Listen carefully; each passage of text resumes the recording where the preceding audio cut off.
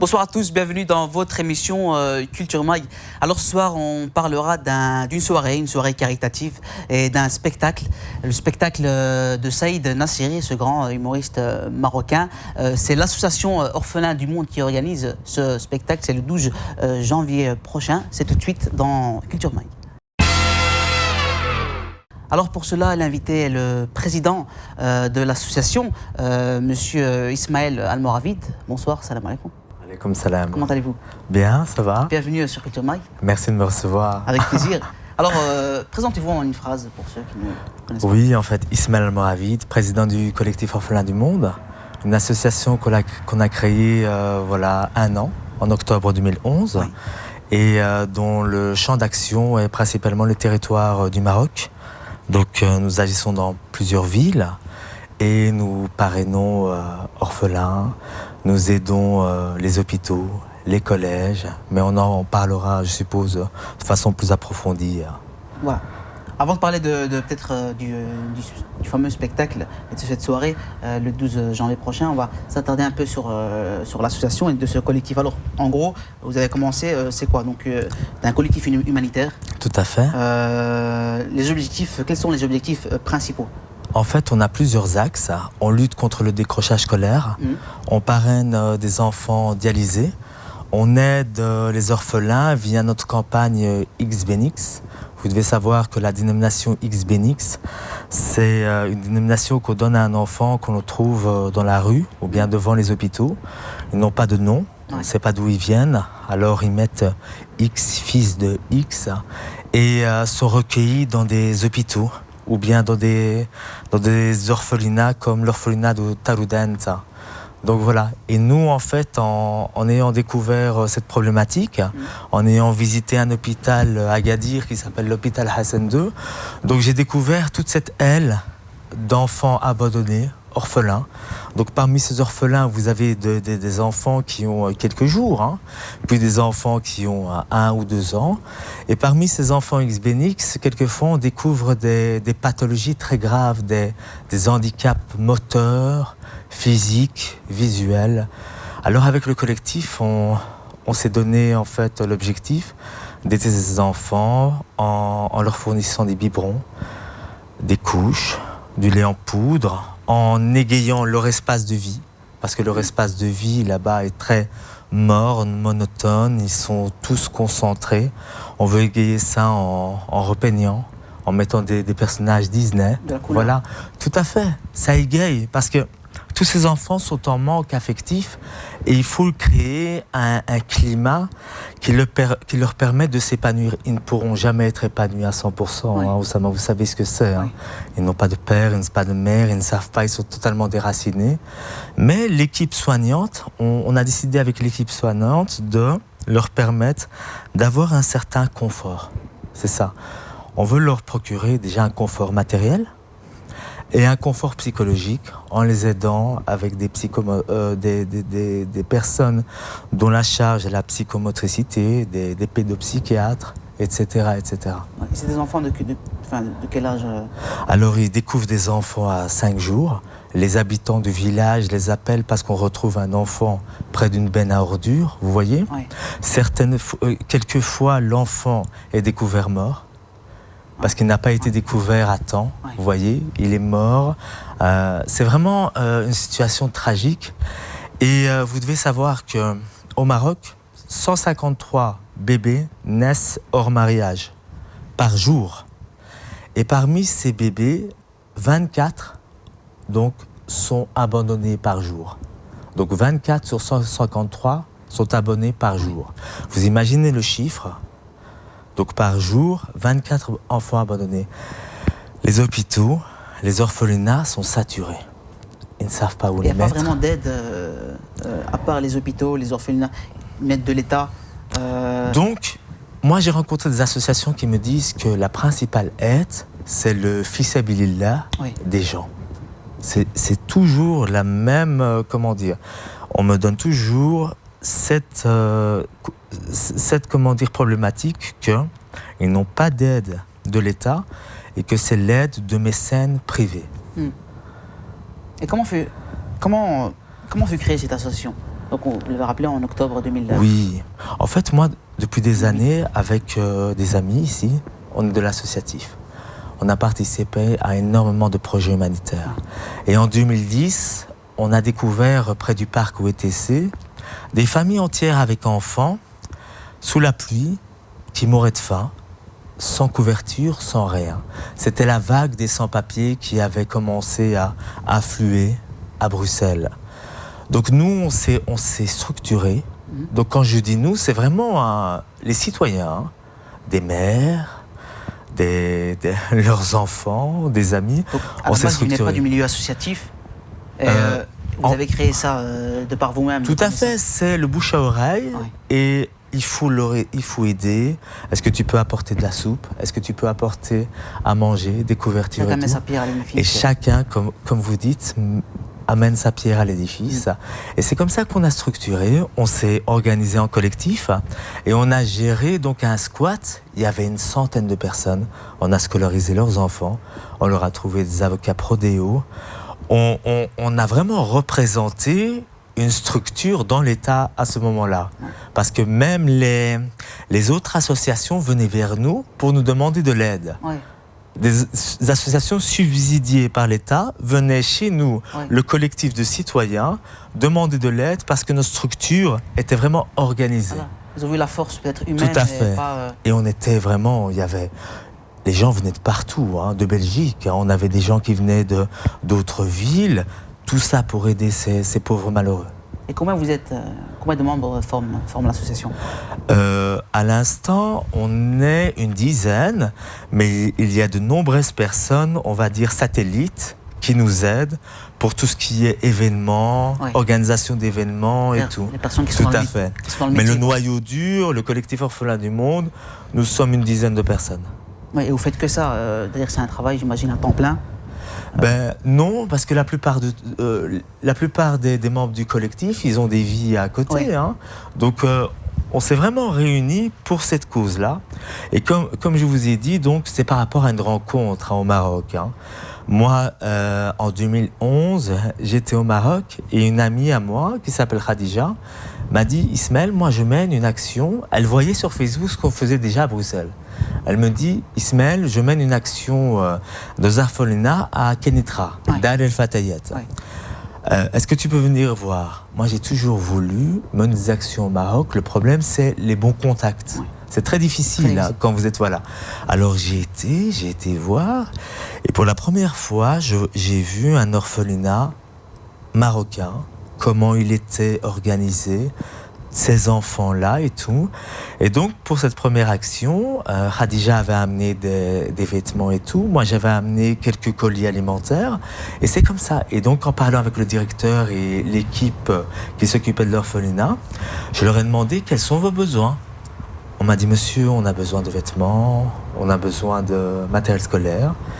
Et c'est comme ça, en fait, qu'a débuté. Moi, je suis rentré à Bruxelles, j'ai réuni mes amis. Et j'ai dit, est-ce que vous êtes partant avec moi pour organiser des actions, mais maintenant sur le territoire marocain? Ils m'ont dit oui. Et alors, notre première action fut l'envoi, donc en octobre 2011, de 300 kilos de vêtements à Kenitra, via les agences de voyage ici à Bruxelles, Le Monnier. C'est comme ça. Après, les vêtements arrivés au Maroc, à Kenitra, après, ces vêtements sont distribués via d'autres associations là-bas au Maroc? Moi, j'ai été là-bas. Ils ont attendu que j'arrive pour qu'on distribue aux enfants. Oui. Donc, on a fait la distribution pour veiller à ce que les vêtements aillent vraiment aux enfants. Donc, voilà. Et à partir de ça, j'ai été sollicité de toutes parts. On a été sollicité par l'hôpital de Rabat, Ibn Sina. Donc, c'est l'hôpital des enfants cancéreux. Ils nous ont demandé des jouets. On a envoyé aussi 280 kilos de jouets ici. On a été sollicité donc à Casablanca par une association qui s'appelle l'association INSEF. En fait, l'association INSEF travaille en amont. Elle recueille les femmes en détresse qui sont rejetées par les familles parce qu'elles sont tombées enceintes avec donc une relation extra-conjugale. C'est aussi un de vos combats, les femmes en détresse. Parce qu'en fait, c'est simple. En ayant découvert l'hôpital Hassan II et les orphelins, et puis avoir eu contact avec l'association INSEF à Casablanca, on a découvert que tout se connecte. Parce que l'association INSEF permet à ces femmes de ne pas abandonner leurs enfants. Vous comprenez? Oui. Elle les accueille, les met dans un centre durant toute la grossesse et accueille l'enfant dans les premières semaines, mois et années de vie. Donc il travaille en amont. Tout à fait. Parce que c'est la question qu'on Tout à fait. se pose quand on voit un orphelin. Mais pourquoi la mère a abandonné cet enfant? Quels sont les facteurs? Oui, Oussama, il y a plusieurs raisons. Donc, quelquefois, la mère s'est mariée avec un homme. Et une fois enceinte, l'homme a disparu. Ouais. Elle se retrouve donc enceinte avec la famille, rejetée de tous. Quelquefois, il y a des relations sexuelles extra-mariage. Ouais. Vous voyez? Et là, il y a la pression familiale. On lui demande d'avorter, elle ne veut pas. Et donc, fuit et se cache, en fait. Et souvent, elle se retrouve soit dans la rue, soit dans des bidonvilles, enceinte. Et elle attend que l'enfant, donc en fait, naisse, et puis se débarrasse de l'enfant, voilà. Et c'est pour ça qu'on retrouve les enfants près des bennes à ordures, dans la rue, etc. En fait, il y a plusieurs paramètres qui interviennent. Et l'association INSEF à Casablanca aide ces femmes, en fait, ils font des reparages dans la rue et les recueillent. Ouais. Leur donne une sorte de climat de confiance où elles peuvent vivre leur grossesse normalement, avec les aides matérielles, tout ce qui est, ils les nourrissent, les logent, voilà, sont au chaud. Et donc, à la naissance, accueillent l'enfant dans le centre, permettent à la femme de trouver un job, c'est important. Vraiment, elles essayent que la femme trouve son autonomie. C'est très important. Oui. Parce que si la femme peut prendre en charge son enfant, aucune mère ne veut abandonner son enfant. Tout à fait. Comment l'association vit-elle? Est-ce qu'il y a des subsides, il y a des fonds qui sont débloqués? Alors nous ne sommes pas subsidiés, c'est un collectif de citoyens. Nous faisons nos soirées caritatives qui nous permettent de mener nos actions en fait. On va dire que c'est notre deuxième soirée. Oui. La première soirée, on a fait une soirée, une après-midi 100% femmes le 26 septembre. On avait amené l'artiste parisienne Samia Rosman. Voilà. Et l'événement que nous organisons le 12 janvier sera notre second événement. On a voulu faire un événement mixte parce que les gens nous ont demandé mais pourquoi cette discrimination pour les hommes? Mais il n'y a pas de discrimination en fait. C'est simplement, on a voulu faire le premier événement en 100% femmes parce qu'on avait une demande. Et maintenant, voilà, c'est un événement mixte, stand-up, comique, familial. Donc voilà, on va parler tout de suite de ce fameux événement avec le grand humoriste marocain Saïd Nasseri. Oui, tout à fait. Saïd Nasseri. Je propose qu'on regarde un petit teaser de Saïd Nasseri et on revient juste après le petit teaser.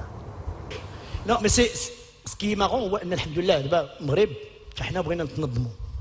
دابا ملي كتكون جاي في الطياره عندكم نتوما هنا السوقان ماشي بحال لا كوندويت ماروكان تبارك الله حنا اون كوندوي با اون سي فيت.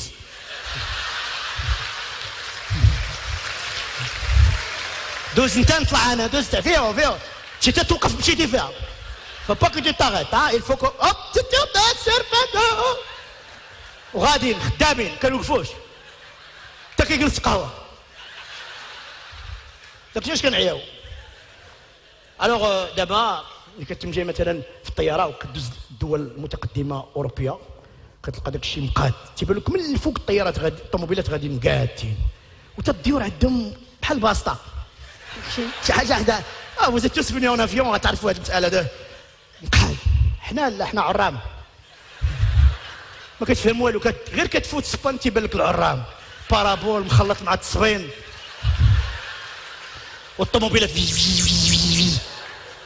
بحال في الكارتين tu comprends rien du tout الحمد لله et ça marche bon on a beaucoup d'accidents on est classé les premiers الحمد لله في les accidents حنا les premiers ouais حماق الوغ تا نتوما باش كتعجبوني غير كتجيو معنا تدخلوا لطنجة كتوليو بحالنا تا نتوما.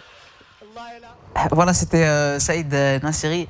Peut-être le nom ne vous a pas dit grand-chose. En tout cas, moi, quand on m'a dit Saïd Nasseri, après j'ai vu, c'est le fameux Abbas. Oui, les gens le connaissent. Voilà, les gens le connaissent sous le nom d'Abbas. Oui, tout à fait. Comment vous avez pris contact avec Saïd Nasseri? Est-ce qu'il a directement accepté? Comment c'est passé? En fait, il y a 2 ans, je l'avais rencontré à Marrakech.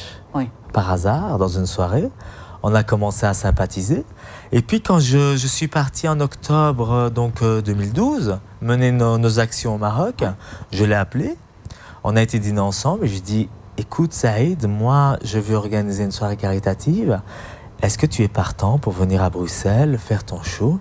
Il m'a dit « Oui, Ismaël, pas de problème. En plus, j'ai un nouveau show. » Le nom du spectacle, c'est El Houkouma Show. El Houkouma Show. Voilà. Alors, je lui ai dit parfait. Et donc, les choses se sont faites.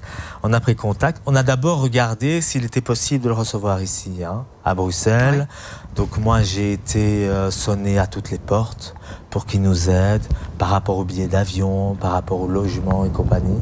Et Dieu merci, nous sommes parvenus, voilà, à avoir ces sponsors-là. Et donc nous pourrons l'accueillir donc le 12 janvier. 12 janvier. Et ça vous fait quoi, vous, d'être soutenu, et vous et les membres de l'association, d'être soutenus par un nom comme Saïd Nassiri? En fait, ça nous fait très plaisir, mais pas seulement par Saïd Nassiri. Ça nous fait très plaisir que d'autres comédiens aussi qui font la première partie nous ont répondu directement. En fait, ils ont dit oui, voilà. Mais en fait, l'associatif dans le monde entier a toujours été soutenu par, on va dire, les artistes, les stars. Ils sont touchés par les causes et veulent apporter leur talent, leur générosité pour soutenir. En fait, chacun soutient à sa mesure, en fait, voilà. Et un artiste soutient avec son talent. Il a dit, voilà, moi j'ai un talent, j'ai un spectacle, voilà, je viens. Voilà, donc c'est son premier spectacle qu'il jouera ici à Bruxelles. Je sais qu'il a fait. Voilà, c'est la première fois qu'il joue ce spectacle-là, tout à fait. Voilà, la première fois. Il sera présenté par Hervé Méon. Oui. Et l'animatrice radio Fouzia Arabe. Un témoignage aussi en première partie aussi. Tout à fait. De Khadija Leclerc, l'actrice. Voilà, en fait, elle est actrice et récemment réalisatrice. Elle avait fait déjà un court-métrage qui s'appelle Sarah sur la thématique d'une enfant orphelin qui a été adoptée. Et son dernier film, en fait, c'est Le sac de farine, qui traite aussi de cette thématique. Et elle-même, avec son expérience personnelle, a vécu cette adoption. C'est une femme, c'est une fille qui a été adoptée. Donc elle viendra. Moi, je trouvais que c'était vraiment une personne très intéressante pour cette soirée, car elle va venir témoigner de son expérience personnelle, des lois en vigueur, du cheminement pour les gens qui veulent adopter un enfant, par exemple du Maroc. Voilà, on arrive au terme de cette émission. Est-ce que vous avez un dernier mot à faire passer face caméra? Alors voilà. Écoutez, venez nombreux. Si vous permettez, on va montrer l'affiche. Allez-y, je vous en prie. Un visuel. J'aimerais dire qu'en première partie, nous avons notre cher et tendre Oussama, qui est là. Notre présentateur, qui fera la première partie, tout à fait. Merci beaucoup. Abdel Sendop, Karim Beau de Belgium Gun Talent, Anwar, un musicien vraiment très talentueux, Ben Amidou. Et donc voilà, c'est le 12 janvier au Village Théâtre, c'est boulevard Anspach numéro 30 à Bruxelles. Et donc les préventes, sont à 15 €, disponibles à la FNAC ou bien au numéro 0487 243 912. Sinon, vous allez sur Facebook, parce que Facebook est devenu incontournable. Vous tapez Ismaël Almoravid, ou bien on a une page, Orphelin du Monde. Vous trouvez toutes les infos sur place. Voilà, merci à vous d'avoir été avec nous. Merci à vous. Je rappelle donc la date 12 janvier, dès 19 h au Village Théâtre, boulevard Anspach, 30 000 Bruxelles, métro de Broekère. Voilà, merci à vous d'avoir été avec nous encore une fois. Merci. Je l'ai dit 2 fois, c'est pas grave. Notez bien, vous, chers téléspectateurs, il y a un autre événement, une autre soirée humanitaire, ce mercredi 2 janvier. Un spectacle, c'est le spectacle Ceci n'est plus un couple d'Ismaël Saïdi et d'Audrey DeVos pour financer cette fois-ci un puits dans un village dans le nord du Maroc, le village Al-Akba. Spectacle qui se jouera au centre sportif et culturel Pôle Nord, chaussée d'Anvers, 208 000 Bruxelles. Info réservation, action puis maroc@gmail.com. Voilà, merci à vous d'avoir été avec nous, chers téléspectateurs. Merci de votre fidélité. On se donne rendez-vous bientôt pour une nouvelle émission. D'ici là, portez-vous bien. Wassalamu alaikum.